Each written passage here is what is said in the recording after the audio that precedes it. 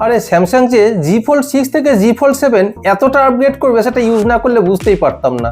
এই দেখুন না, ডিসপ্লে সাইজটা 6.3 ইঞ্চ থেকে বাড়িয়ে 6.5 ইঞ্চেস করে দিল। আর মেন ক্যামেরা এটা তো 50 থেকে বাড়িয়ে একবারে 200 মেগাপিক্সেল করে দিয়েছে।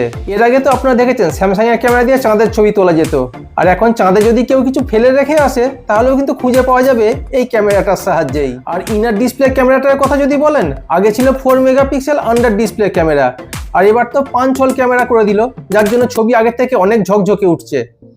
আর ওয়েটের কথা যদি বলেন, এতটা হালকা না করলেও পারতো, একবারে 239 গ্রাম থেকে কমিয়ে 215 গ্রাম এত হালকা করে দিয়েছে। তার জন্য খুব সমস্যা হচ্ছে, ভয় করছে ফ্যান চালাতে যদি উড়ে চলে যায়, এতটাই লাইট ওয়েট করে দিয়েছে জি ফোল্ড 7টা।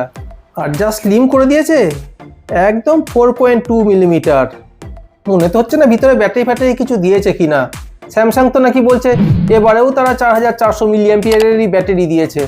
অবাক কাণ্ড। ভিডিওটা কেমন লাগলো? যদি ভালো লাগে একটা লাইক করবেন আর আমাদের চ্যানেলটা সাবস্ক্রাইব করে রাখবেন এইরকম নতুন নতুন ভিডিও পাওয়ার জন্য।